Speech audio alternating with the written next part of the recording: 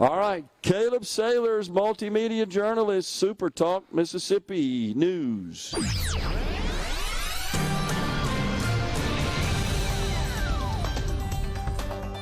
I'm here. All right, Caleb, I apologize for that. No, you're That's good. my mistake. You were fine. I was enjoying listening. I think it's the first time I've talked to you when we weren't in the studio together. So you weren't sitting in front of me, and I just had a little flight of the head there. Wanted to talk to Thomas about his text. All right, so you guys have been tracking a lot of news this week with the primaries. Absolutely. Now they are complete. What do you think? What's the news department think about all this? Well, you and I discussed the primaries in detail on Wednesday, and then you and Henry Barber had a really good discussion. You and Henry Barber had a good discussion as well on Wednesday, and so I encourage all of our listeners to go back and listen to those interviews, the one that you had with me and the one you had with Henry as well. But we've got some other election news going on in Mississippi. The city of Starkville, where you currently are right now, will be holding its inaugural pet election this year. And so people will be able to nominate their dogs or their cats to run for office, run for the pet mayor position. And they'll be able to submit them through August 25th to nominate their pet. It's a $50 fee to nominate. And from August 28th to September 15th, residents will be able to vote for which pet they think should represent the city of Starkville as pet mayor. And I thought it was pretty interesting. I reached out to the mayor of Starkville, Lynn Spurl, and I reached out to Paige Watson, the executive director of Starkville Main Street, and they informed me that Dak, the live mascot at Mississippi State, will not be running for election. So I had to reach out. I'm like, well, I mean, if Dak runs, well, I don't think it'd be worth it for any other pet to run. But Dak is not going to be running. So people in Starkville, residents of Starkville and Mississippi State students who live in the city will be able to nominate their pet for this all-important election coming up soon. Yeah, absolutely. So any thoughts about the marquee race on the Republican side, that being the lieutenant governor's race? Lieutenant Governor Delbert Hosemann ended up prevailing, fending off a very stiff challenge from popular Senator Chris McDaniel. I thought it was a statement. The people of Mississippi made a statement on Tuesday basically rejecting the senator's message that, Delbert Hosemann is a quote-unquote closet Democrat. I believe the people of Mississippi liked the lieutenant governor's track record, liked what he presented in teacher pay raises, tax cuts, etc., and they went to the ballot box and made their voices heard. Yeah. Well, you can't exactly describe it as a mandate, though, right? I mean, he gets 52% of the votes. Tiffany Longino, really not a well-known figure, pulls off, 19,000 votes, 5% of the total. Chris McDaniel comes in at 43% and change. You can't really say it's a mandate. No, it's not. And I believe that Chris McDaniel's people, after he lost the election, after he conceded to the lieutenant governor, he said, that the lieutenant governor had something to learn from the people in droves voting for the senator. He got over 150,000 votes, which you make a good point that it isn't a mandate to the lieutenant governor, that, there are large droves of Mississippians who, didn't think he was as conservative as he presented himself and didn't think that he was doing the job as effectively as they would like. But still, though, the majority of the people spoke, though. Yeah, I think that's true. And so we're set for another term with Lieutenant Governor Delbert Hosemann presiding over the Senate. We're going to get a new Speaker of the House. As Speaker of the House, Philip Gunn retires from service in the Mississippi House of Representatives. Looks like all indications are Representative Jason White will move into that role. If I were a betting man right now, I think we would agree that Governor Tate Reeves will cruise to victory in the general. No doubt that his general election opponent, Brandon Presley, the Democrat, is going to wage quite the campaign against him. He seems like he's well funded and he's active, he's vocal, he's energetic. He is, but you also see Governor Tate Reeves pulling some punches as well. The governor hasn't just sat back and run on his track record. He's taking shots at Brandon Presley as of right now. And you would expect Presley to punch the governor on the hospital crisis in Mississippi, on ethics reform, which he has repeatedly. But I wasn't expecting to see Governor Reeves going after Brandon Presley the way he has at this point. I mean, even today, you had him, accusing Brandon Presley of taking campaign contributions from people linked to Hunter Biden and the Chinese Communist Party.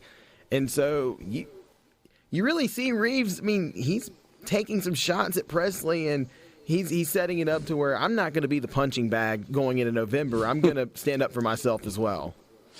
Yes, I attended his watch party, his victory party on Tuesday evening, and he delivered remarks, of course, once the race was called. And I think he, for the first time that I've heard, enunciated what is likely to be a campaign slogan, and he says, "We don't want Benny, Biden, and Brandon." And I think we're going to see more of that from the governor as we approach Election Day. I took a picture of somebody holding up a sign that said those exact things at the Neshoba County Fair. I have it on my phone. Okay. I sent it to Will East. Will promptly said he was not going to post that on our SuperTalk social media pages. But I saw that, and I thought that was quite hilarious. But the governor is forming this parallel that Brandon Presley, this is not what I think, obviously. I'm just reporting what the governor is saying, but forming this parallel that Brandon Presley represents coastal elites like Gavin Newsom or like AOC in Massachusetts, or in New York, rather. Yeah. But he's saying that Brandon Presley's not the blue dog Democrat that he presents himself, rather that he fits in with the Stacey Abrams of the country. And so that's where he's going to attack Presley, trying to form a parallel, saying he's not, going to fit in with Mississippians or resonate with Mississippi voters, and that Reeves is the homegrown candidate that represents Mississippi's values. Yeah, we had a text here on the C Spire text line. Ken from Pearl says, "Do you think that ads like tainted Tate Reeves will encourage Democrats to make GOP corruption a political issue in the general election period?" I do not. If you want to stick around, Caleb, we can talk some more after the break here. I got you. All right, we got Caleb Sailors, multimedia journalist, SuperTalk Mississippi News, joining us on Middays. We're coming right back. We are live from Mississippi State University for Children's Advocacy Centers of Mississippi. We've got Caleb Sailors, multimedia journalist, SuperTalk Mississippi News, down in the SuperTalk studio today. We're just talking about the primary elections just completed on the C Spire text line. I just happened to say in the last segment that with respect to the lieutenant governor's race, I think certainly the marquee race on Tuesday, that the lieutenant governor, in winning with 52%, certainly couldn't be construed as a mandate on the C Spire text line, more of a mandate than Tate had his first election with help from the Trump family. Showing bias because Hosemann supports public education so strongly. Good show otherwise.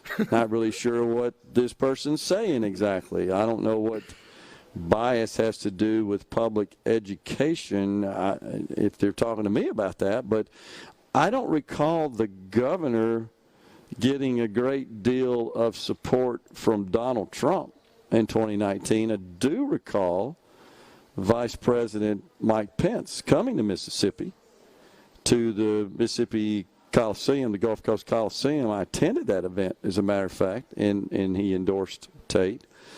But Tate would have won with or without Donald Trump or Mike Pence's support. And by the way, that was as we approached the general. The governor, Tate Reeves, who had just finished his term as lieutenant governor, he I believe, would have won regardless of Trump's support. And I don't really remember any just major outpouring of support, endorsement of Trump. And this person also goes on to say, and Tate faced a dim when he got low 50s, definitely not a mandate, may have lost without Trump support again. So I think that pretty much aligns with the breakdown of Republicans versus Democrats in the state. So when you look at the makeup of our legislature, which consists of supermajorities in both chambers plus Republicans across the statewide offices, I'd have to call that a mandate of the majority of people in the state. I'm just simply describing Tuesday as not necessarily one for an incumbent lieutenant governor. That's all I'm saying. Nothing more, nothing less. I think there are policy positions on the part of both that I could align with, and maybe what we need is more of a blend, honestly, between the policy positions of the two candidates. But we'll see, Caleb, if there's going to be any difference in the way these the candidate, in this case, Lieutenant Governor Delbert Hosemann, is there going to be any difference in the way he governs in the next term from the first term? I'm not sure. He's pledged to continue working on tax reform, and to the degree he has. I mean, he was a big fan of the rebate program he issued last year that didn't go through the Senate or the House. But I don't know. He promoted mental health a lot in his victory speech, so I think he's going to do a lot of work. And go ahead. Go ahead. Oh, okay. I thought you were about to say something. No. And he's pushed these studies on women, children, and families in like a post Roe versus Wade, Mississippi. So I think he'll push a lot of these social causes that he supported as lieutenant governor. Now, in terms of what he'll do in regard to economics, the taxes, I'm not sure. We'll see when we get there. Yeah.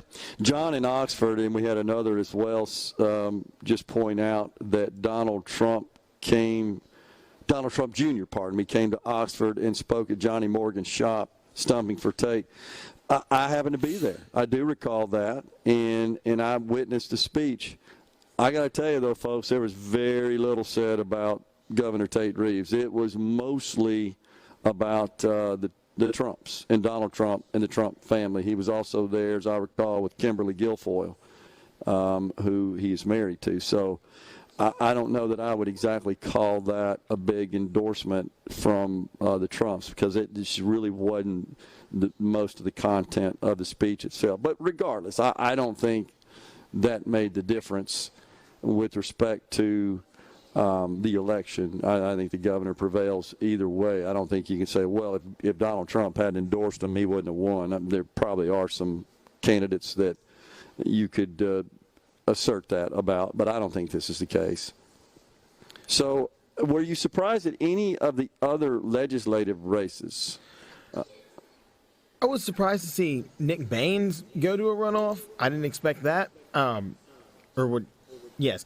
Well, pivoting, I do want to pivot away from politics, though, away from the elections. We did have a big story that happened yesterday that didn't get a lot of local attention. So the Fifth Circuit Court of Appeals, right, they overturned a law, a federal law that prevents unlawful drug users from possessing a firearm. And the case originated in Gulfport. A 26-year-old by the name of Patrick Daniels was arrested. So it was during a traffic stop. Officers found 2 weapons in his vehicle, but they also found the butt of a marijuana cigarette, like a marijuana joint. And under that federal law, he was in violation. He couldn't legally purchase or own a firearm, right? So he was convicted in July of 2022, sentenced to nearly 4 years in prison and 3 years of probation. But he wasn't drug tested at the scene. He admitted to be a frequent user of marijuana, but there was no evidence that he was like high while he was driving or driving under the influence. And so the court ruled that there's no statute, there's no constitutionality in taking away a firearm from someone who's sober. Because they referenced, one of the judges referenced an alcoholic owning a firearm, right? There's no law preventing someone who is a frequent abuser of alcohol from owning a gun, owning a firearm. And so they completely overturned this law. So now people who, have used illegal drugs before are still able to purchase firearms, or now they are. And Patrick Daniels is a free man now. He's no longer in jail. Interesting. What about this story about the Rankin County tax assessor?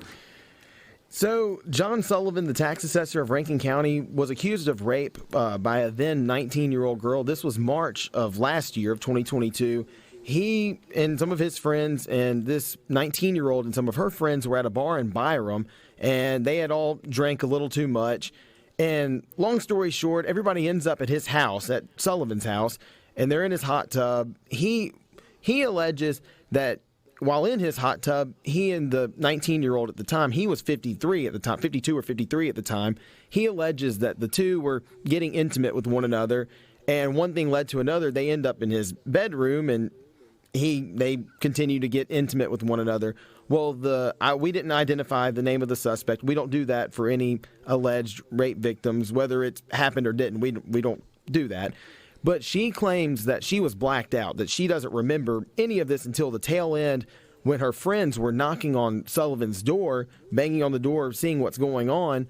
And he opens the door. Her friends are looking. He turns on the light. She jumps up, starts punching him. She said it was in self-defense because he was violating her. He kind of insinuated she did it out of embarrassment. And so he picks her up, throws her back on the bed, which was kind of the basis for a simple assault charge that he got.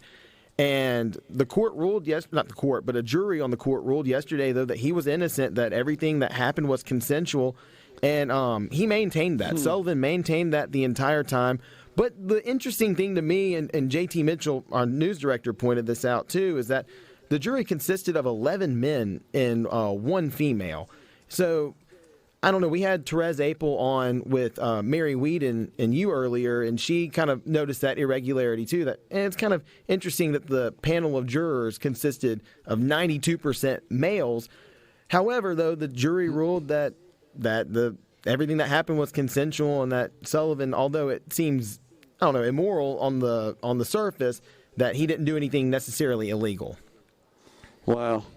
So this is really kind of two high-profile cases over the last couple of weeks involving Rankin County. Mm-hmm. We besides the Rankin County tax assessor, we got the Rankin County Sheriff's Department individuals that went to federal court over some wrongdoing in their capacity of sheriff's deputies. Absolutely, and we've covered that story extensively. I was at the courthouse when all of that unraveled, and if you need any more information, you can go to supertalk.fm. To those listening, we covered the Rankin County Sheriff's case very extensively, and we will continue to cover it too when more information is released and more details are presented as well. But the officers that were involved in that case are set to be sentenced for federal crimes in November.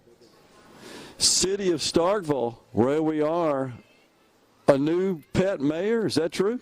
That's what we were talking about earlier in the last segment. Yes, so Starkville will the residents will get to elect a pet mayor, and but the runners-up, though, will be named, the two runners-up will be the fur chief, like the fire chief, or the chief of police in the city. But I like I said in the last segment, I got word that DAC, the Mississippi State University's live mascot, will not be running for the office. So people, if you live in Starkville, if you're a Mississippi State student that lives there, please nominate your pet, your dog or your cat, to hold the elected office. All the proceeds are going to benefit Main Street, Starkville's Main Street Association. I'm going to have to talk to Mayor Lynn Spruill about that. Absolutely. Well, I reached out to her earlier, and she gave me word. We're coming right back. Thanks a lot, folks. Stay with us.